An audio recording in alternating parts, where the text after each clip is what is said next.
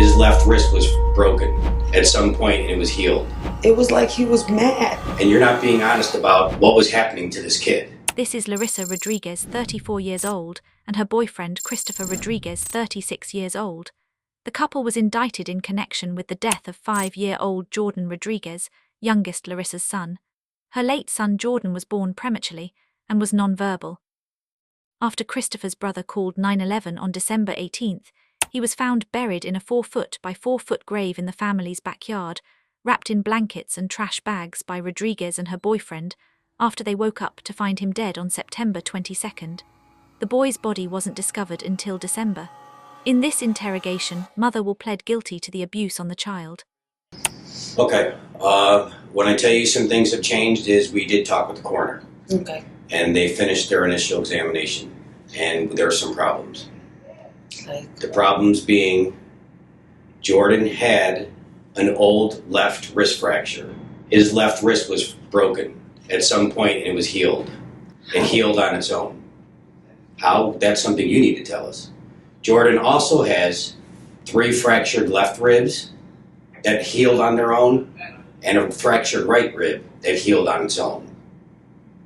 And these are all injuries that were healing on their own without medical help, which means he was in a lot of pain for a very long time, and you're not being honest about what was happening to this kid.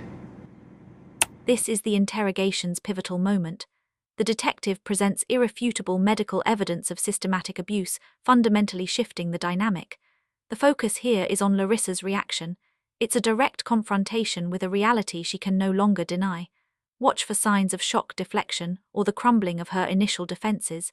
This is a test of her capacity for acknowledgement and remorse. see, what happened, I mean, I personally didn't, but I was scared myself, okay? Scared of? I think talking to my sisters yesterday actually opened up my eyes a little bit and made me realize I should not be the only one taking full blame for this. I never put my hands on my kids. You can ask any of them.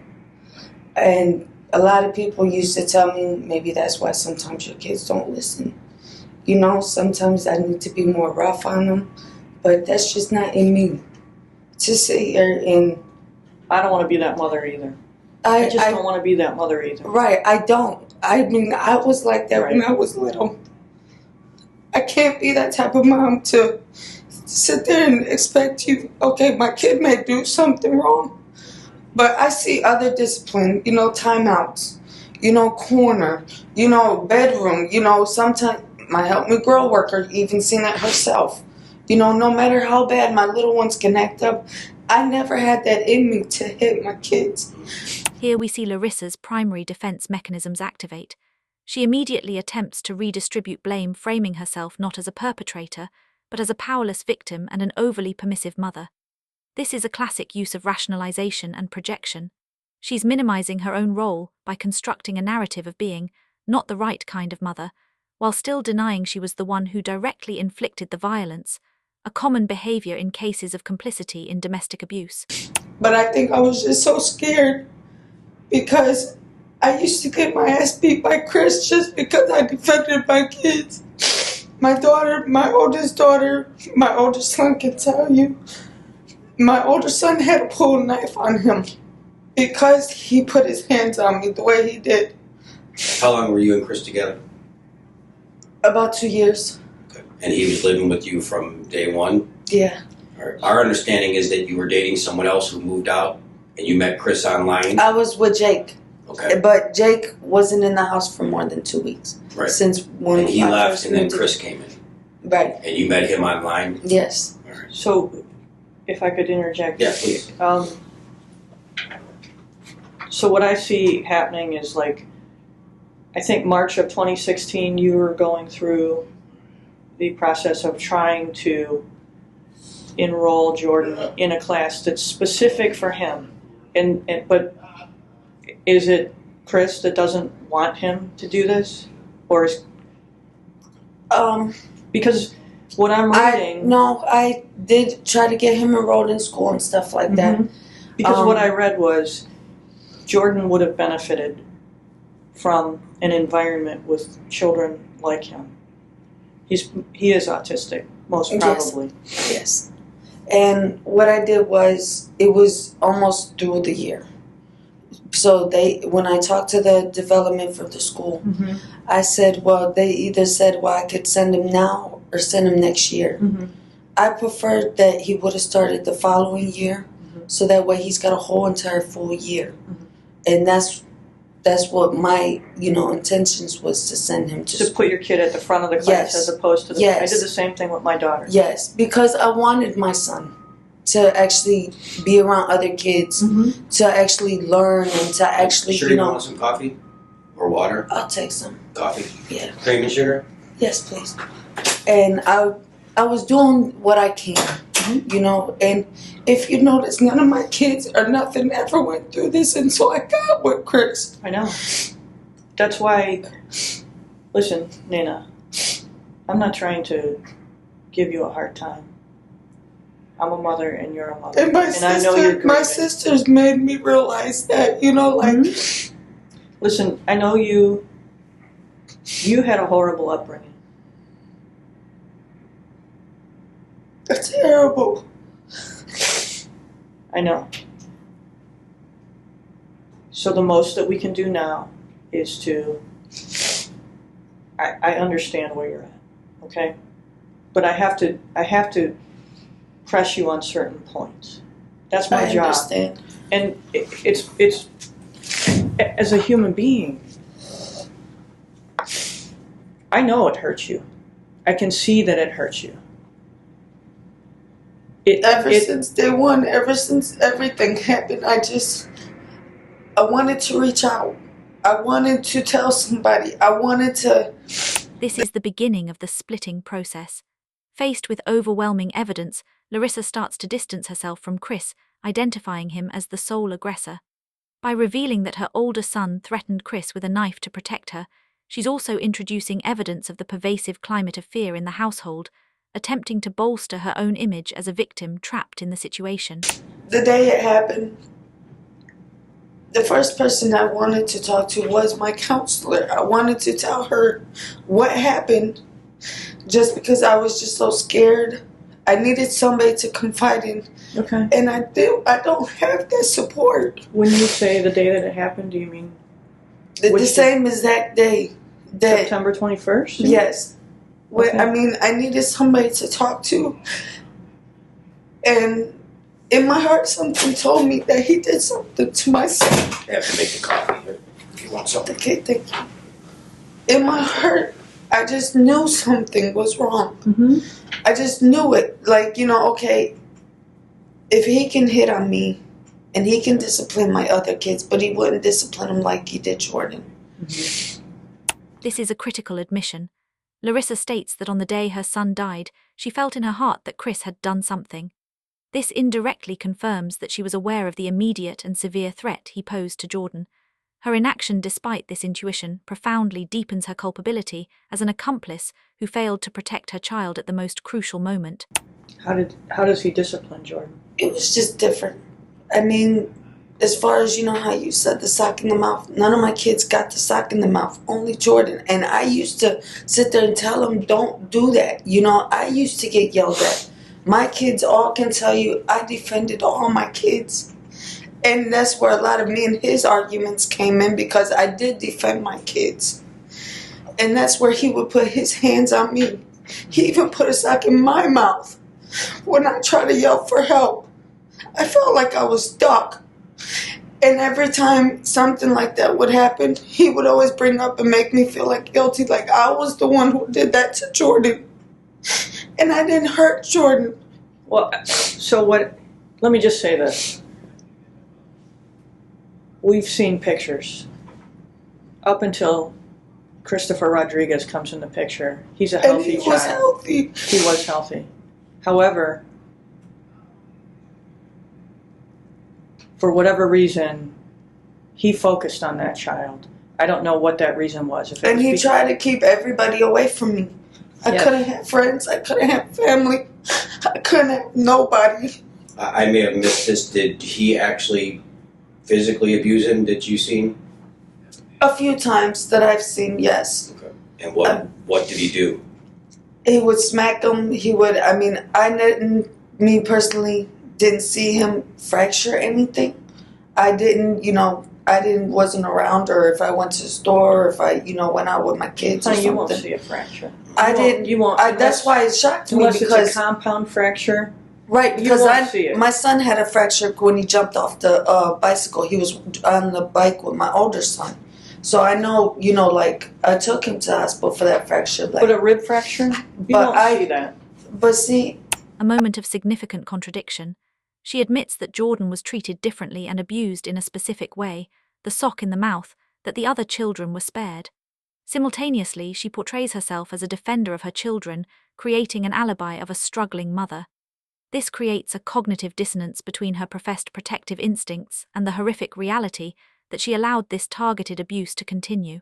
I wish I would, it was just like Jordan trying to tell me something. When I told you that when he finally took his last breath, it was like he was mad. I seen in his face like he just wanted to tell me something. But I just didn't know what that something was. And with him being speechless, I couldn't understand what it was. But I could tell it was just something so mad, angry. And I thought he was trying to cuss me out or something, but I took it as he was just trying to tell me, Mom, I love you, I gotta go, But in my heart, something told me that he had something to do with this. Because every time after this happened, I just hated him. I hated everything. I just couldn't stand to be around him. Did you ever ask him to leave? I did. And he told me that if I was to call the cops, that he had the gas in his name, that they would tell me that he resides there, that he can't leave. So I just felt like I was trapped. And I even told him, this is my house. You have to go. But then he always threw up. Well, if he leaves, he's calling the cops, and he's blaming everything on me. Which I didn't hurt Jordan. I take the fault for not taking him to the doctor. Yes, that was my fault. And my other fault was doing... Tissues, Ray. Bring tissues, Ray. Was given the idea to do that. But I didn't hurt Jordan. I know. It's not in my heart to hurt Jordan. I know that. This is a profound moment of projected guilt. Larissa doesn't see love or peace in her dying son's face, but rather anger, as if he wanted to curse her out. This is very likely her own subconscious guilt and self-loathing being projected onto the child. It's one of the rawest glimpses into her internal torment, even if she hasn't fully consciously accepted her responsibility. Do you know Jordan looked just like you? He looked just like you. Same face. There was not one day ever since that happened I never thought about it. I didn't know if you wanted cream, but... Because Jordan didn't deserve this. What do you want? Tissues. Oh, okay.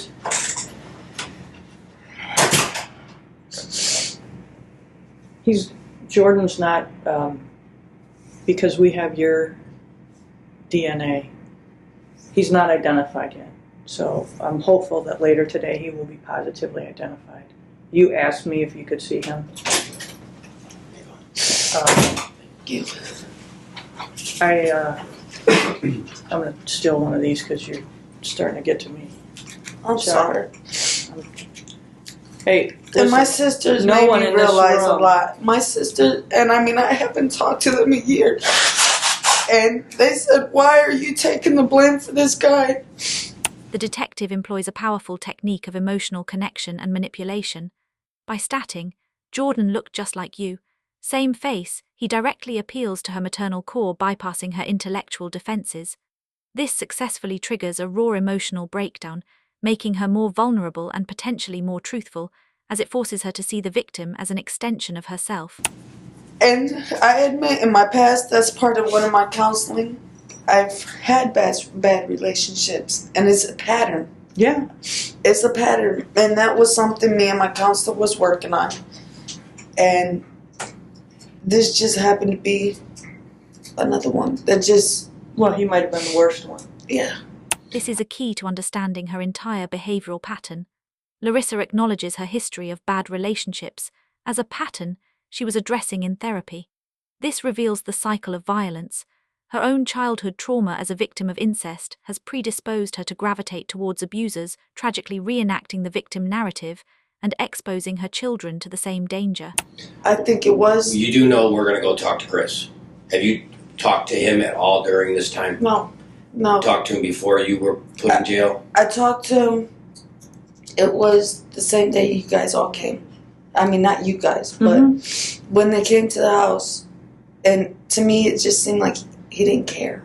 What did you tell him? Like, I told him He was in jail at the time. Yes, he called me about 6 o'clock that evening because that's when he got supposedly off of work from in the work or whatever he did in the kitchen, and yeah, he's like, "What's going on?" I guess because the detectives went to talk to him, and when they went to talk to him, I guess they were asking him questions. He didn't specifically go into. He just wanted to know more about what happened on my side. What you said. Right. So when I sat there and I told him, and he was just like, he didn't seem like I was. You know, like I was scared. I was nervous. I'm, you know, shaking and spooked, and you know, he just seemed so calm. And you know, like. Did he tell you what to say, what you should say, what you shouldn't say? No. That's why when you guys came and say now he changed up his story to something about December 2nd, that's because he heard me say it over the phone. He didn't know anything about what I told the police. But so when we confront him with Jordan's injuries, is he going to tell us otherwise, that you're the one who did it? a woman can't do it hit that much harder. And you know what? Anybody can tell you that. And I say that. That's not true. I mean, he's a lot stronger I understand. than I am. Her response is tactically revealing. She doesn't deny the severity of the injuries, but instead argues about the physical capability of the perpetrator. A woman can't do a hit that much harder. This is a tactical admission within her narrative. She is conceding the brutal nature of the abuse while trying to prove she wasn't the one who directly caused the fatal injuries. And me personally, you can even ask my older son. My older son will tell you. No, Angel. Angel? My older son will be the one to, if anything, between my older son and my oldest daughter. Do you know how we would get a hold of Angel? I mean, do you know that number? Does he live on Wade Avenue with his dad? Or do they live someplace else in the first state? His dad moved. I could try to get my little sister to contact Angel. Okay. Yeah. Because Angel right now, they message through Facebook Messenger. But I remember him leaving my oldest daughter a message with a phone number. The oldest daughter is Mariana? Yes. But she... Anything between you and Chris? No. I mean, are you talking about... like sex? No. Okay. No, none of my kids. Okay. None of my kids. I'm not that type of mom where we sit there and make it, I don't think you are, but if he's a predator, in other words, if he's attracted to you because he's got a home with you, he's got somebody putting a roof over his head and feeding him, and he's really attracted to kids, then he's playing you to get to her. And she may be afraid to tell you that. Okay. As a mom, will you guys look into that for me? I absolutely will. I mean, because I personally don't think that, but who knows, you know? And I say that because I was, touched when I was little, when I was 5 years old, by my foster brother, my 18-year-old foster brother. And they always say, if it happened to you, it could be possible it happened to your child. And I just want to make sure that that's cleared. Well, I want to give her the floor to share that with me, if it has happened. This introduces a moment of horrifying realization and a new layer of fear for Larissa. The detective's hypothesis that Chris could have been a predator, using her to access her children, reframes the entire situation. Her request for them to look into that for me shows that she may have been blind to the full scope of the danger she invited into her home, adding a new dimension to her negligence. And she has a unique relationship with her brothers and sisters in that. And I also said that too, because her bond with Chris wasn't too. Mariana's one. She doesn't cling on to everybody. You know, as far as males. You know, as far as mom, yeah, she's very close to that. She's always been with me. Dad's never been there. You know, she's never really had a father figure to step up and be that father figure, which she thought was Chris until the day Chris put his hands on me. You know, and it's just like, that's why their relationship wasn't too, until kind of like towards the endish, you know, like recently, to where her bond is okay. You know, it's not like. How far into the relationship are you and Chris before he puts his hands on you? I would say, because it's technically not 2 years until this February. So it's been a year. It's about a year, right? About? No. Well, I think he comes into the picture in February of 2016. No, March. Okay. He came in March. Because it was 2015 or Yeah, 16? 16, because this is going to be 16, 18 in a minute. Yeah. So You it get would old be. with the eyes. So it would be actually 2 years in March. Mm-hmm. So it's been, what, about a year? So you're a year So- in when he puts his hands on you the first time? When he finally put his hands on me the first time was when his brother came into town.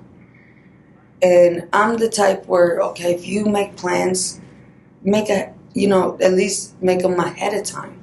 You knew your brother was coming into town. And if we had plans, you're going to stop our plans just to be with your brother. You know, and I kind of got upset because he said, oh, come on, let's go play some basketball. You know, you complain about our time. Mm-hmm. You know, now that we have our time, you know, or, you know, kids are, you know, it's just family, Mm-hmm. you know? And then when we do have our time, you want to go run off with your brother. And so, I mean, I addressed it to him. No attitude, no nothing, you know, and he just got pissed. He just got real furious. Which brother? Because his brother Scotty, the one that's in Pakistan or wherever he is, he just got real pissed, started hitting me, and, you know, just literally that day he gave me a black eye. Does Scotty know about this? No. I mean, every time we got into it, he would always call his brother, but always make me look like I'm the bad one. So But he would he confide knows- his brother about But he knows his brother. Come on now. Sometimes he would get mad because his brother would defend me. So he knows, you know, like situations that we've been through. You know, some things that he's always called them every time. You know, or talk about he's going to pack up his stuff and leave. And, you know, it's just, okay, then leave. I would have been more happy. You know, but maybe all this would have been told and said a long time ago. You know, maybe that would, but with him not leaving, with him threatening me, with him putting his hands on me, it got so bad my son grabbed a knife on him.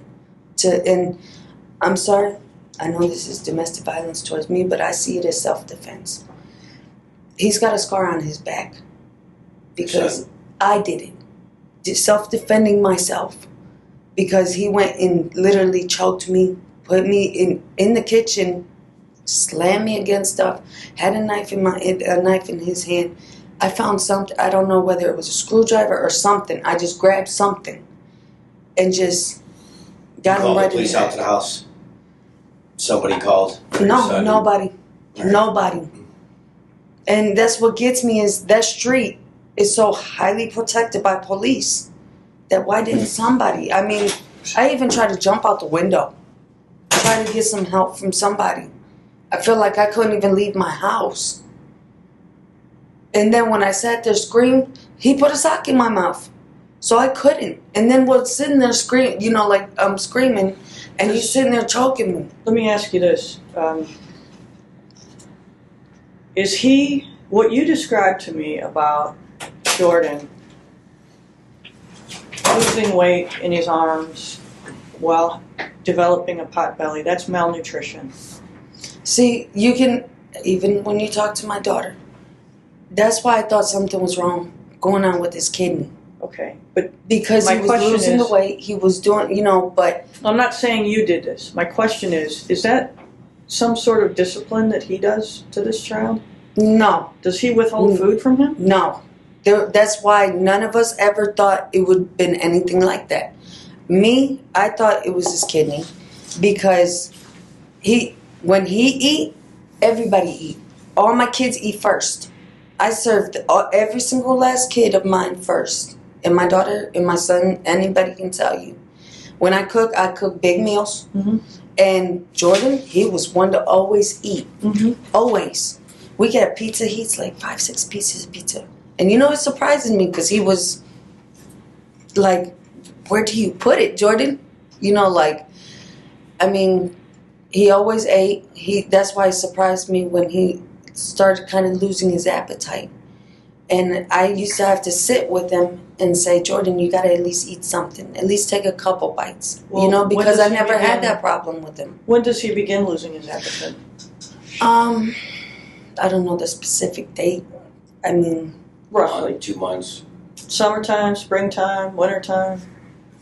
I could say it was about maybe summer, early summer. You know, he started losing appetite. I got him to at least drink something. I don't, you know, like some behaviors where I saw were uncalled for. Sometimes Jordan will wake up. I mean, remember how I told you, like, with his rocking?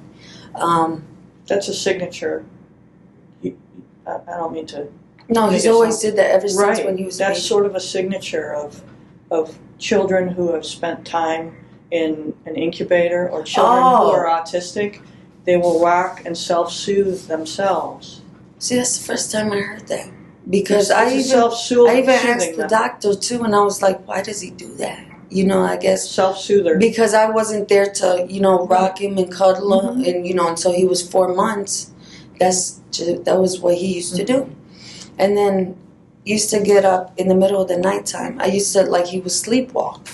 So I would, you know, sometimes have to keep an extra eye on him. Mm-hmm. Because I caught him one time going to the bathroom, getting toilet water and drinking toilet water. And I'm looking like, why is he, you know, like, is he even alert when he's doing this? You know, it would be like certain behavior, you know, like, and I used to have to stop him. He'd go straight to the refrigerator. I don't even know if he's, like, awake when he's doing this or if he's sleeping or, you know, it's just things that I had to watch out with him. And he would just, like, get into anything and everything. And I noticed that when he did it, even after Jordan was gone, my other son was doing it. My other little son, my 4-year-old. And I'm looking like, is it because he watched Jordan do it? Or why is he doing the same thing that Jordan was doing? It's a good question. I don't know. I mean, is it a behavioral thing? I mean, it's just something that I recognize that Jordan used to do that. You know, like, and it was just, and Jordan was perfectly fine. It was just something I felt like in that house too. Like it was not really wanting us there. You know, like a sense of something. And I guess I don't know if you guys heard about this, but I found out after I moved there. Because when I went to see the house, it had a caution thingy wrapped around it. Kind of like on the front bush. And I looked like maybe it was just for a Halloween decoration or something. But the neighbors and somebody had told me that actually a father had killed his son. Or something happened there. So it kind of like, you know, like, wait a minute, you know, this house is just like bad luck. You know, and I mean, Jordan's behaviors didn't start till we moved there. In that house. I never seen Jordan behavior act any different. You know, his behavior just changed.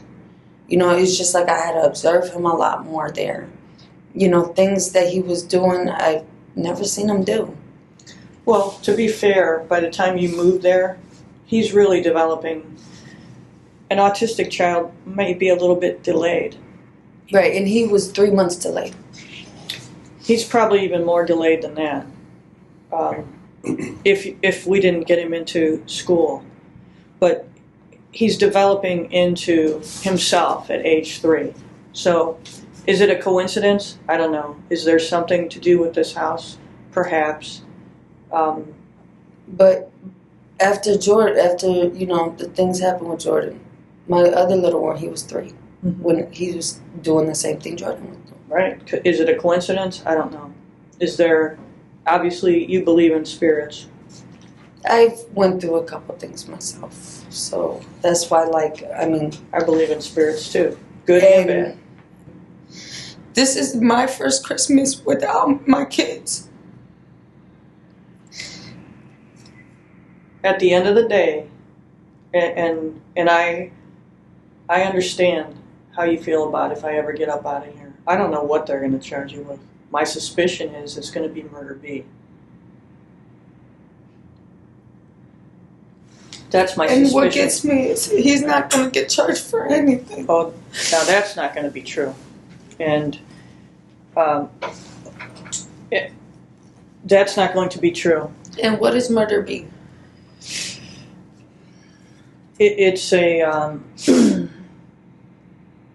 it's causing the death of another without a plan to actually do it. And how much time am I really looking at? Can you tell me? I can't. Or just like a kind of, I would say, honestly, I would say probably double digits. What's that? At least in the neighborhood of a double digit. Now, I don't know what happens later on down the line. And I'm not in charge of that. I can only tell you that I had one other scenario that was very similar to this, and that particular female is doing 8 years. But I would submit this to you. Were it me in your shoes, I would be thankful that my children are in homes where the adults can take care of them. This is not going to prohibit you from having conversation with your children. This is not going to prohibit you from having a place in your children's life. You will still have communication with them. And you have a unique opportunity here. It doesn't matter what you do to your children. They will always love you.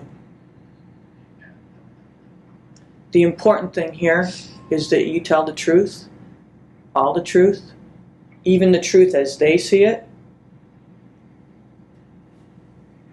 You ask for forgiveness and you move forward. This transcends an interrogation and becomes a psychological intervention. The detective outlines a path to redemption through full accountability. He emphasizes that her children's love is unconditional, but the path to healing for everyone, including herself, is through absolute truth. He directly connects her current situation to her unresolved childhood trauma and her dependency on abusive men.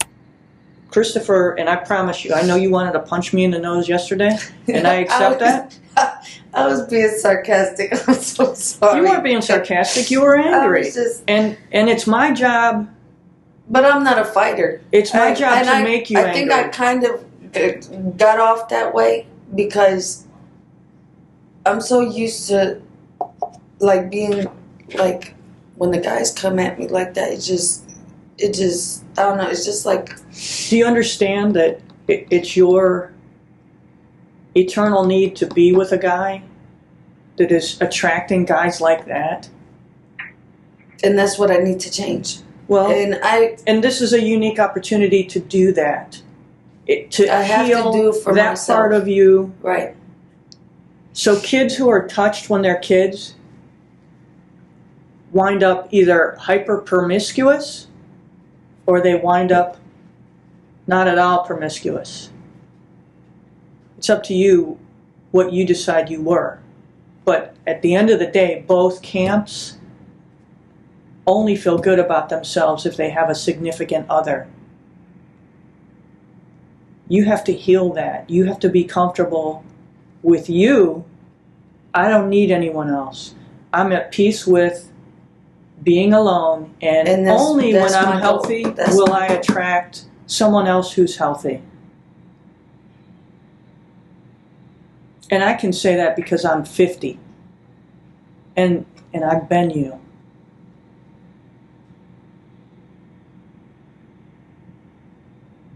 There's a reason why I was so good at what I did across the hall. Do you understand what I'm saying to you? You still are. You do a very good job. Do you understand what I'm saying to you? I've been you. As a kid, my life wasn't as... Not that you can compare them. Say it wasn't so gravy. But my point is, everybody has a story, right? It wasn't so gravy. But I had a good mom. I had a really good mom. And I don't think you did. And I don't think you had a great dad either. I really didn't know my dad. He passed away when I was 5. I mean, I really didn't know too much about him. I knew my mom. You know, I got to meet her because I grew up in foster care myself. But I had got to meet her when I was 14. She gave up custody of all of us. We got lucky because we had a foster home that took all 3 of us, right. All 3 sisters. Right. And I seen it as they mistreated us too. So I can't say all foster homes and all adopted homes are the greatest.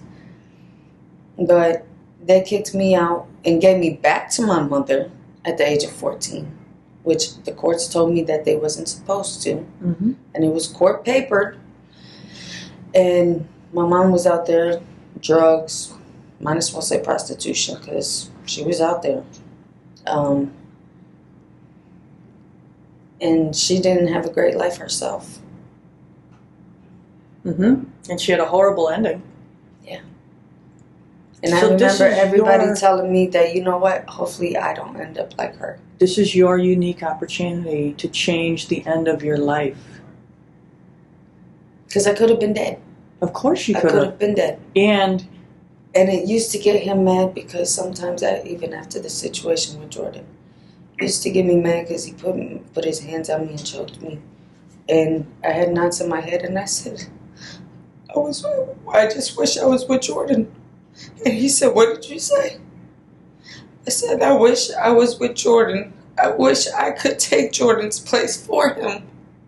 You know, and he was just like, you know, because he didn't like the fact that I used to bring him Jordan. Oh, you know, you don't need nobody hearing, you know, what happened and this and that. He would get pissed off. What do you think he did to Jordan? I think that morning, technically, something had to happen. I don't know what it could have been. Something had to happen because Jordan wouldn't just collapse like that. You know, I don't know if maybe he might have pushed him, shoved him, punched him, could have even punched him. Does he punch him? Who knows? No, I've never seen him. But I mean, if you're talking about any type of fractures, I mean, who's to say? There's a big difference between punching a child in the face where you're going to see the mark, or punching a child. I'm going to interview the other one now. Okay. Punching a child in the rib cage, and no one sees that. So what I'm saying to you is, this guy's a street dude. He knows how to hit. Right. He knows how to hit somebody in soft places with a hard object and not leave a mark. The detective provides a plausible, logical explanation for the child's death that fits the evidence by framing Chris as a street dude who knows how to inflict damage without leaving marks. She offers Larissa a narrative she can silently accept. Her agreement, who's to say, indicates she is finally, even if quietly, accepting this version of events where Chris is the direct killer. So, what did he put a kidney shot on that boy? You see what I'm saying? Yeah. Who's to say? what that he was pissed off at that kid for whatever reason, puts a kidney shot on the good kidney, and it's lights out. shut down. Yeah.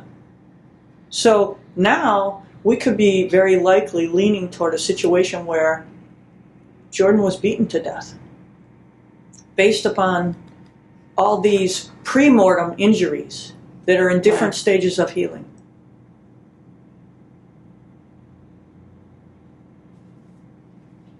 And something told me, I don't know what it was, it's just a feeling that he had something to do with this.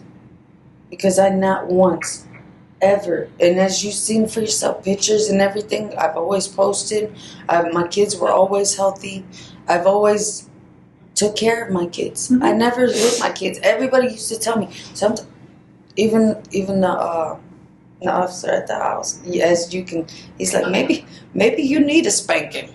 You know, and that's not in me to do that. You know, when I was little, I got hit with extension cords. I got hit with boards. I had to kneel on rice on a carpet.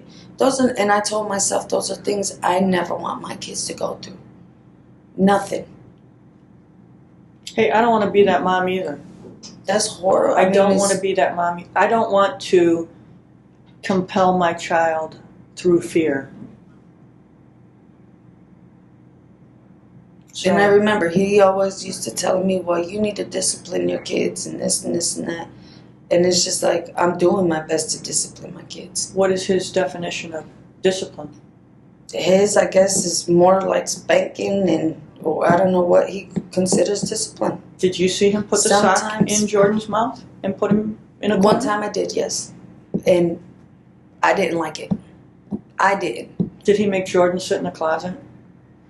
Not that I know of.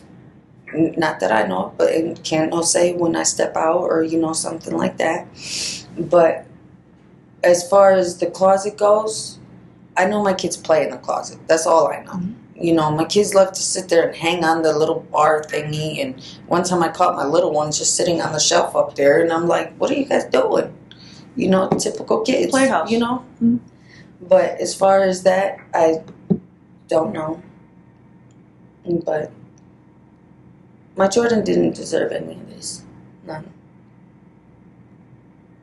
Well, and what I suggested to you yesterday is that the only way you heal yourself from all of this is to take responsibility for your side of the street.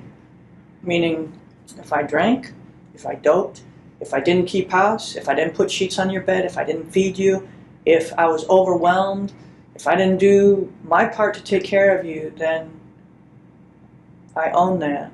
And No, just like I take the responsibility. I didn't take him to the doctor. That was my fault. I mean, I didn't call the ambulance when he needed it. That was my fault. I also had part in putting him there because I just had a baby. So, you know, and I'm feeling depressed. I diagnosed with PTSD, you know. And probably postpartum. And, you know, I didn't know what to do. You know, I just got scared. And I just was like, you know, and I wasn't ready to let Jordan go because I've been through so much with Jordan. You know, by myself, even before I got with Chris, I was taking him to the doctor. It was a lot, but I was working on getting there because my social worker, my counselor has a preemie. So she was working with me on some things that I could do with Jordan. Well, let me ask you this. I don't know who Patrick Strawn is. My understanding from you is that this was a one-time liaison with him or a couple of time liaison with him? Yeah, and then I got pregnant and here comes Jordan and I didn't want nothing to do with him. He didn't want nothing to do with me. Okay. So I told him, I sent him back and I told him, you need to go to Texas, back home where, you know, where you are. So, but my question to you is, not to cut you off, and I know you need to talk about this stuff to get it out. Larissa Rodriguez, a mother who was initially charged with murder in the death of her 5-year-old son, who was found buried in the yard, pleaded guilty to lesser charges, was sentenced to 25 years in prison. Her boyfriend was sentenced to 28 years in prison for his role in the boy's death and backyard burial, the maximum sentence available for those charges. Judge Nancy Russo teared up during Christopher Rodriguez's sentencing. "What we do every day is so hard," she said. "People don't give any of us the credit that we deserve for dealing with the horrors of the world before us. And Mr. Rodriguez, this is a horror. I know as a judge I'm not supposed to show emotion, and in 22 years I never have. This is one of the worst things I've ever seen in my life.